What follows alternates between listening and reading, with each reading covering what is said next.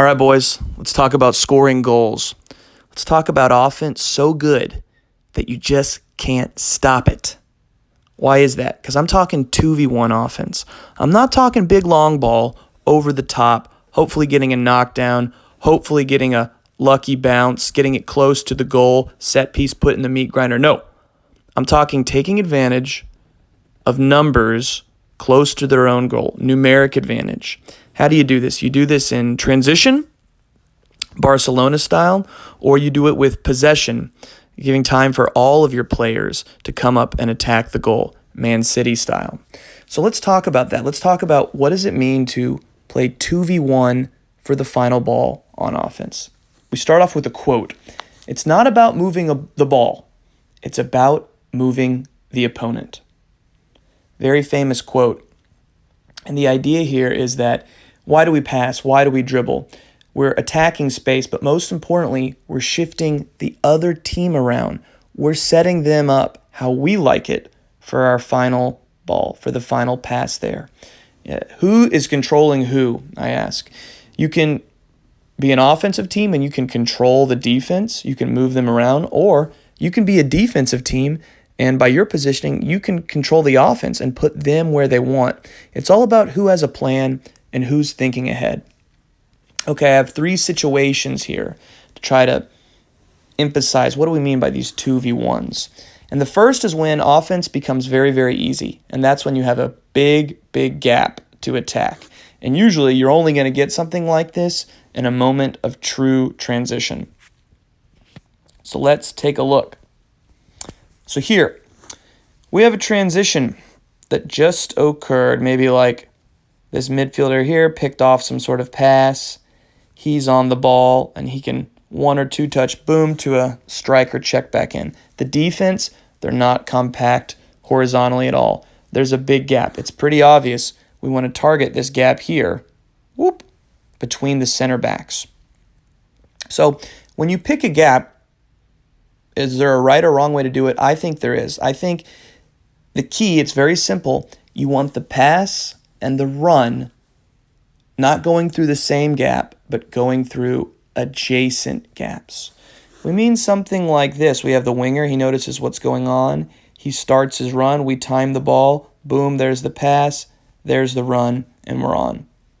So why do we do this? Two big reasons. Number one, if you're running through an adjacent gap, like we see here, then the run or the pass, and usually both, have to be diagonal. And when it's diagonal, it's a lot harder for the defenders to judge it and to cut off the angle. So that's the first big thing right there. It forces us to be diagonal.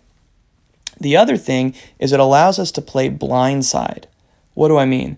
This CB here, he is hopefully he's side on, and he's facing the ball right now, so he can see the ball. That means he can't really see the winger. The winger is truly blindside. So when we hit this pass into the space, he doesn't really know the winger, the position, the angle of the winger as it's coming. So it's very difficult for him to adjust and to know where I should go, how fast I should be going. And often when they see the winger, it's too late. Now, can you hit a pass and do the run in the same gap? Something like boop, boop, this? Absolutely you can. But as that happens, I'll show you what else will happen.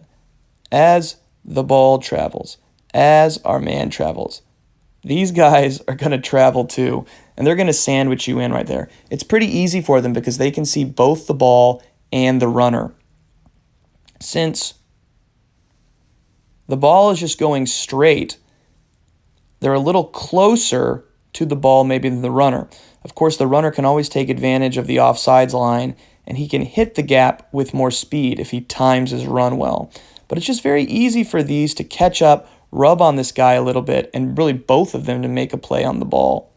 Compare that to when the run is coming blindside over here.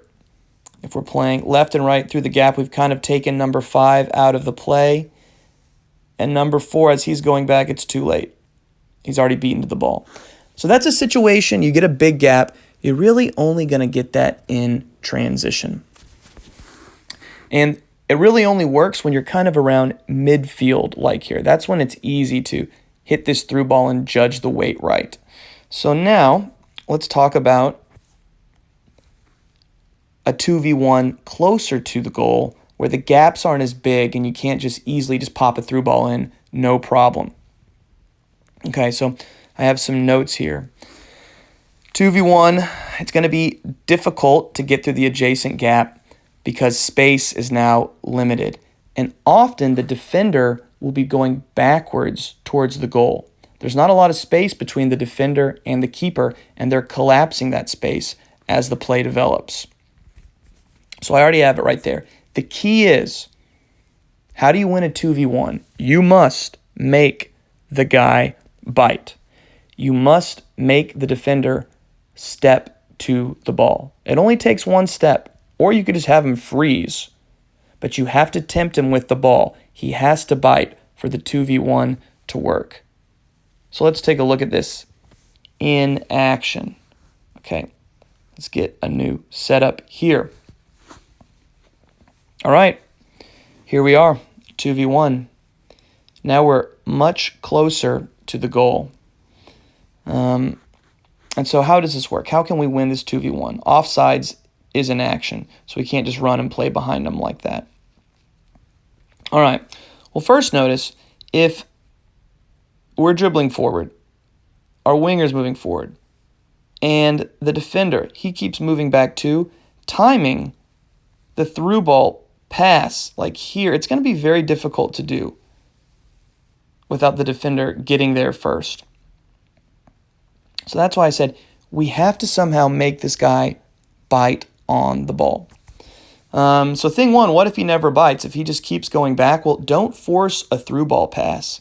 If he's not biting on the ball, if he's playing between you and giving you a little bit of space, just keep going, carry on the dribble. Eventually, when we get into the 18, we'll be close enough that if he's not really going to play the ball, we'll just have the shot off.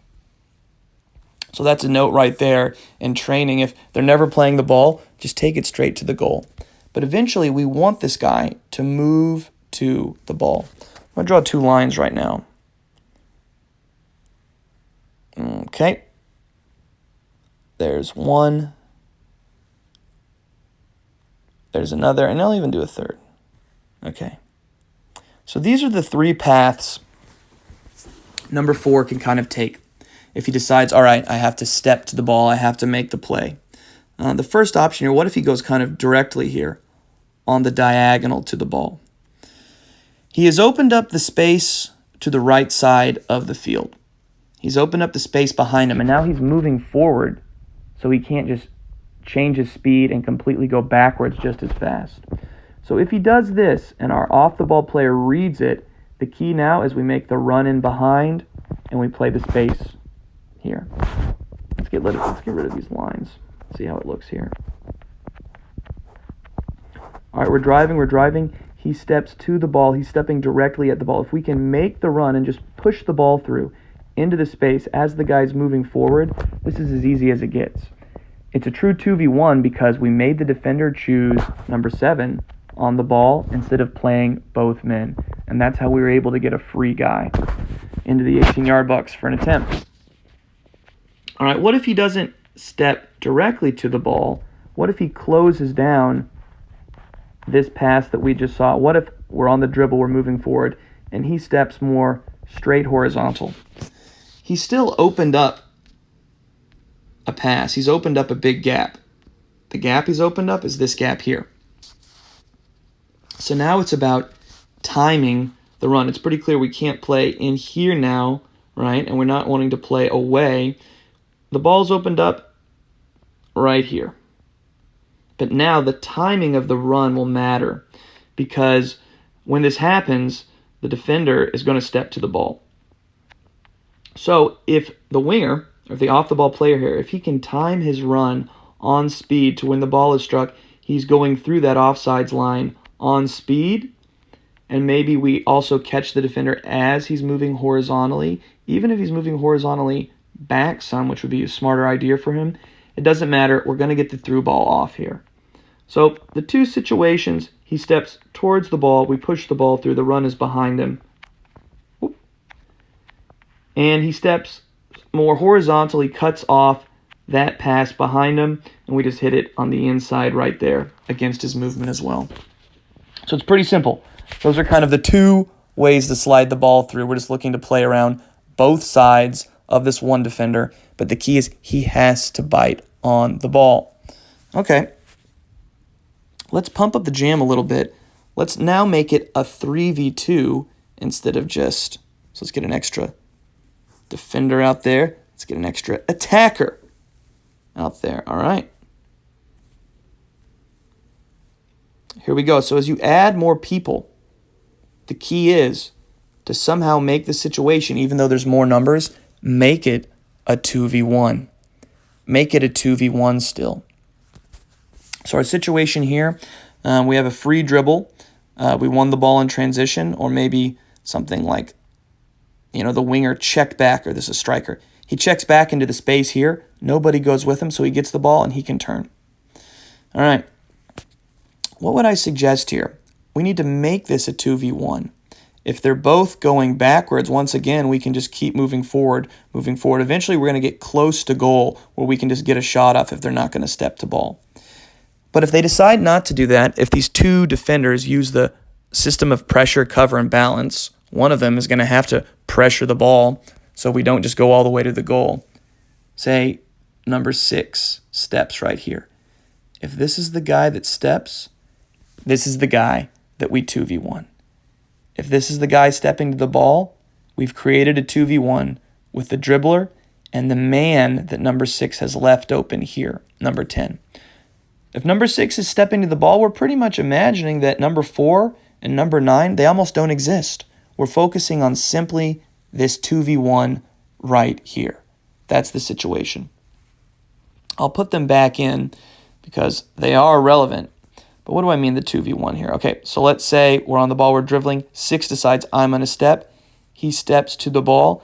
Here he's stepping directly to the ball. So just like before, we push the ball through the space and we run behind him. Just like that 2v1 before. All right? How could he do it differently? If he decides to step towards, cut off the path, and maybe freeze so we can't just keep dribbling straight, well, now he's opened up clearly the space on this side, and we're looking just to push the ball into this space while timing that run here. The speed is very important. Pushing the ball in front of the runner and not behind him is important. And the first touch to goal is important because these defenders will be recovering. They will be coming. But if the first touch is positive enough towards the goal, it doesn't matter. We've beaten them and we're going to get our attempt on goal. Okay? What else is possible? We got lots. Okay? Say that our defender,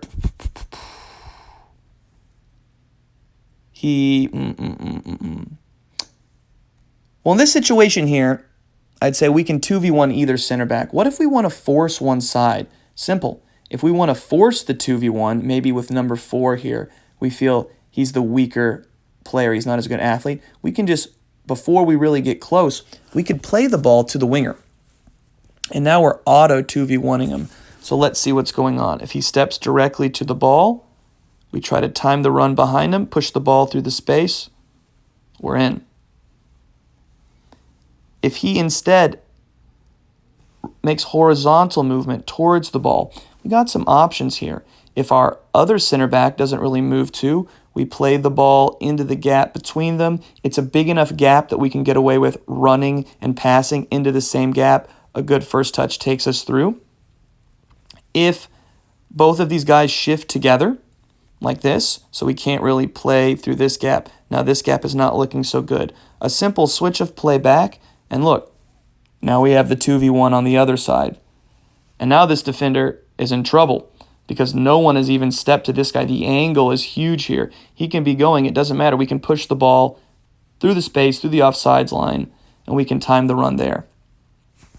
So even though it's a 3v2, it's unstoppable that we can get a 2v1. But just like before, we have to tempt someone on the dribble. These passes, for example, like why would we hit this pass out wide here to the winger? We're trying to get a reaction from the opponent. What is he going to do? Is he going to step towards us here? Is he going to step towards the space and open up a middle gap? Are they going to open up the entire left side of the field? We cause a reaction by moving them. The focus of your offensive players, it has to be on the defenders. You got to get your head up, look at them, and see what they give you. They have to make choices, and the choices they get opens up other parts of the field. That's what we're looking to attack. I've run this drill before, and the really worst kind of pass we can do is where no one's stepping to the ball, and we try to hit this pass here into this space and time the run. If this is done, why the center back is still moving back, if he's not stepping towards the ball to the pass, if he's moving back as we're going forward, and we try to hit this ball in here, this is just never going to work. This is so difficult time to have the weight of the pass perfect to where it stops here.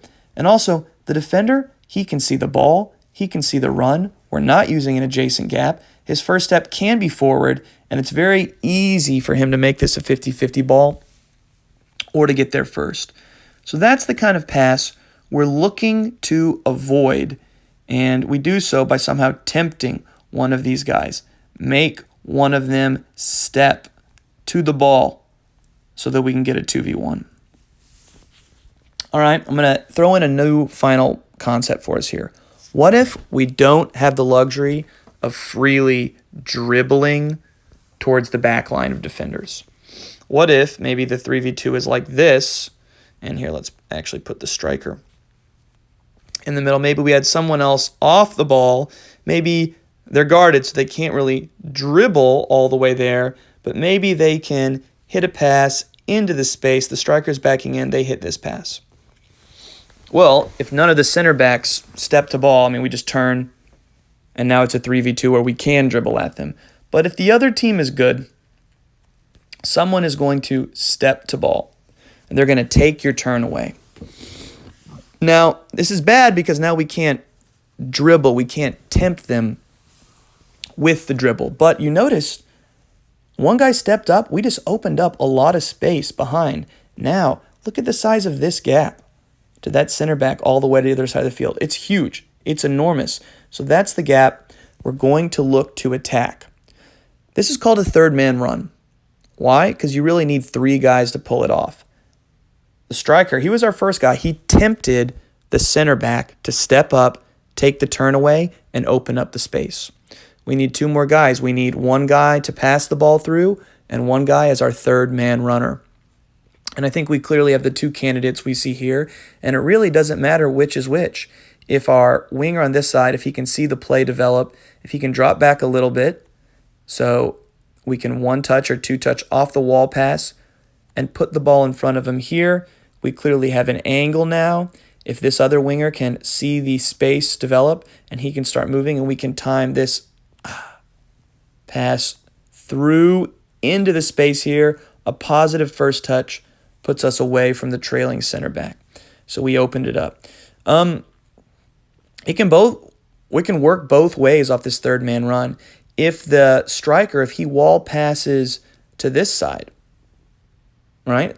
Now it becomes a much easier pass for the through ball if the outside winger, as the pass is moving, if he can travel, it's kind of an inside out run, and he can, stay on sides, if he can time this run and hit it there. Now, we'll be trailing in these situations. I keep saying first touch, first touch, first touch. A good first touch can shield you off from the trailing defender. Say we don't take a good first touch and we push the ball out here, or maybe the pass really just puts us in the alley. Well, we've still penetrated the back line. We're still behind them. We maybe can't shoot, but this is the situation where if our other players keep breaking lines, if they keep attacking through, we should have one more target in the box than they have defenders. And we might be able to finish this situation with some sort of low cross aiming back door there. Okay, so that's the third man run. Let's pump it up one final level. And now I want a back three. We might even do 5v4 after this. Who knows? So now we have three. This happens sometimes if an outside back is stepped up, he doesn't get back, or they're running a three-back system and wing backs have not come back. You might actually experience this. So let's put a striker in one of the positions. Let's put 2 wingers out there, and let's say we're fortunate enough maybe that a midfielder has won the ball, has stolen a pass, maybe he's won a 1v1 if that's his skill set, and we can have a dribble onto this back line. Okay, so how can we create 2v1s? All right, first obvious option is if the dribbler, if he can take the dribble here, if he can target the gap here between number 6 and number 11, then if you look, if I just remove this guy, we just created the 3v2 we just had. Now 6 and 11, whoever steps, you're about to get 2v1, just like we saw before. Okay, so there's one simple situation. If you can get the dribble, which doesn't happen in the game very often, you're lucky when you can ever dribble at the back line. This is how you make them pay. Dribble at the open gaps and don't release the ball until someone has stepped. This is why it helps to have your guys with the most technical ability, the playmakers, as the ones on the ball here, as the ones tempting these guys. You know, say this guy steps here. Maybe to have the ability to take that extra touch to separate a little bit from the defender, so then the angle's there for the through ball, and it can be timed. Okay, so what if we're not in a dribbling situation here on the 4v3? Let's see here. What if we work it from maybe a pass to the striker? Maybe this is a true 3v3. What if we have this pass here? The first thing I would suggest, if we hit this pass here, and we know this guy, someone's going to step on him, he's not going to have a free turn, is we need players in the adjacent gaps next to him. Number 7's already there, but if the winger on this side, so here's a real important detail, if he can be aware of this, he's going to get the ball, he's not going to have a turn, this is when to start moving inside to this gap. So you notice when we do this, one guy has stepped to the ball, we've opened up one of the gaps. Now this is our third man concept that we talked about before. Okay, to do this, these wingers, they need to make sure they stay behind the ball so they're both an option for the wall pass here. For example, we can wall pass to this guy here. He can do it, and you really want the through ball to be first touch, so this guy already needs to be on the run, trying to hit it at speed. Boom. Just like that. So if it's 4v3 or even 3v3, and it's the wall pass situation, if you're trying to create your third man run, make sure that the players are close to him so they can combine with him. Technically, both guys can become either the second man passer or the third man runner in the situation. If we stay real wide, like right now, if we stay real wide and we pass it in and one of these guys steps, if you notice, if we're too wide, we can't really attack the gap. This guy just kind of opened up that middle space, but if no one is close enough, we can't attack that gap. So that's why before the ball gets there or as the ball is traveling, if these players can position closer to the ball, like we see here, now maybe we can have a nice passer and a nice runner. All right, another little detail about these third man runs. Really the most unstoppable third man run is done when the run is made finally by the guy that just passed the ball in. The guy that passes in the wall pass. I'll show you here. Okay, so here's the situation. Now I've removed one of the wingers. We have a midfielder dribbling in, and he hits this ball in. He can't really target a gap because there's already guys in there, so he doesn't waste a dribble, he just hits the pass. Okay? And maybe a lot of options here. Maybe this guy steps up. All right, the gap opened up is clearly here. If the runner can start moving forward, he can finish this run off. So we lay the ball off, an inverted fullback or winger comes in, one touch, plays the space, and this guy on the curved run, maybe he can get in there. The reason these types of runs are so effective is because everybody has completely forgotten about this free man that was dribbling at them as the play started. He's a forgotten dude.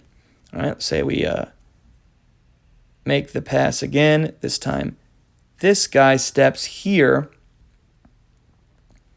Maybe our man moves away here. He gets the ball back. The ball bounces back, and he plays it through.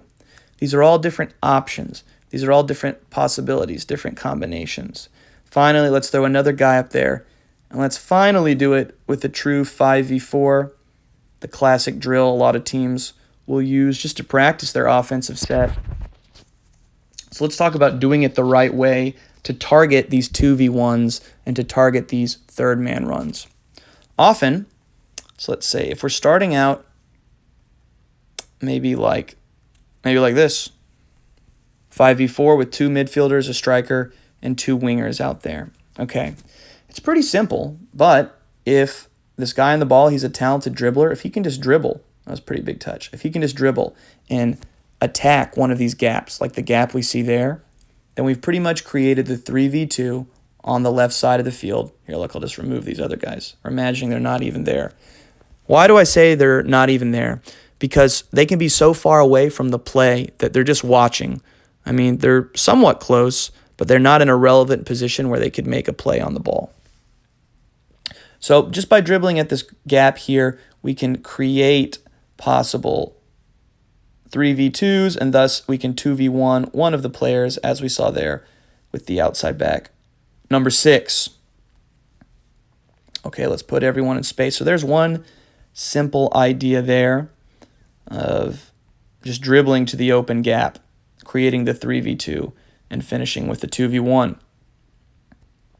Okay, what's another situation? Okay, kind of did the setup. Maybe the defense is getting very compact. There are 4 of them now. They can get compact, really squeeze the gaps as you go. Okay, well, if we switch play, maybe center mid, as on the dribble, just puts it to the other center mid here.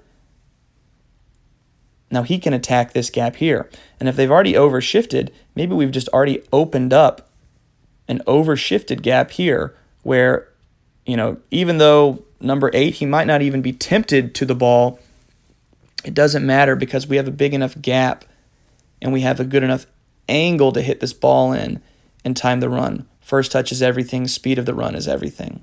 Angles are everything. Like number 8, I would say if he took the ball here, if he's on the inside of number 8, this pass in front now becomes pretty difficult. I'd say probably too hard.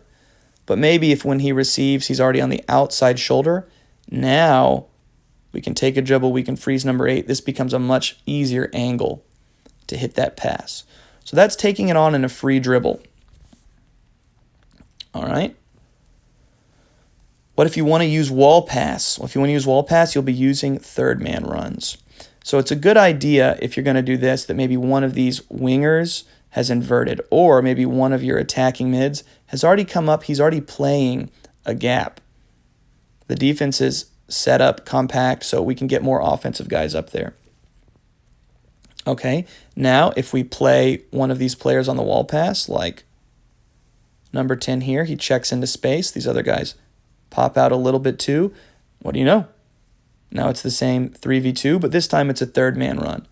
This guy steps, he lays the ball off, the run begins, placed into the space, diagonal, and we're right onto it. So you can target third man runs off the wall pass too, but we need to make sure, like I said, that we have guys in adjacent gaps. What do I mean? If we played this wall pass here, boom, and let's see here, we step here, there's no one really to lay the ball off to be a second man. So this guy would already have had to come inside, which is possible. If he moves as the ball travels, he can get there. Another thing is that if the dribbler is close enough, when he plays this little wall pass here and he gets someone to step to it, then he can be close enough. He can be the second man and play the ball through to our winger. All of these are different situations. They all work. I'll throw in one final one here, a classic one, and that's using the fullback to create a 2v1. So let's say our 5th guy is the fullback and he's driving up. We've already basically 2v1'd their fullback here with our winger. Notice that I've removed the winger from the outside lane into the half space. Why is that? Because now we make them choose. Are you going to step to the ball and open up the alley for the run in behind? Or are you going to, let's see again, or are you going to more shift to the ball, maybe step the ball here? Now, we hit the pass in. There are too many help defenders. This guy's not going to be able to take a good first touch and dribble it all the way through. But if number 9 can time this and hit the pass as he's getting pressed and therefore easily blast by this guy, now we can access the alley there. Let's see it again maybe with better timing. Okay, so the winger inverts when the fullback's dribbling up. Their fullback presses the ball straight. We tempt him in. We made him pick the ball over the winger. We go bang, bang, bang, and we're in the space there. Okay, so these are all really the same thing. It's all looking for the 2v1 to finish. It's all about tempting the defender, making him choose, am I stepping to the ball or am I guarding the guy that's on the line on the pass? Make them choose, and that's the 2v1. Even if it's a 3v2, turn it into a 2v1. Even if it's a 4v3, you can make it a 3v2, and that makes it a 2v1. The only big differences between these are really if you have the ability to dribble at the back four, or if you can't, and the ball forward is really just a wall pass because one of the defenders has stepped to our striker or our winger or our attacking mid to take the turn away. Really practice with these combinations, play it. They're difficult to time, but once you get them down, once you get comfortable where all of your players are looking for these things, the offense becomes beautiful, unstoppable. Just you'll be scoring goals like crazy. It's a different style. Everyone on the team has to have awareness of what's going on. You can't just hit it to one guy and everyone else sit down and watch him go. Watch him try to win a 1v1 and get the goal. Everyone needs awareness because one guy creates the gap, someone else needs to put the pass in, someone else needs to make the run in. Everyone needs to have awareness, even the center back, of the gap that's going on. All right, hope you all enjoyed this. Hope it made sense. Hope you're excited to go out, practice these things, get the timing down, and score some goals.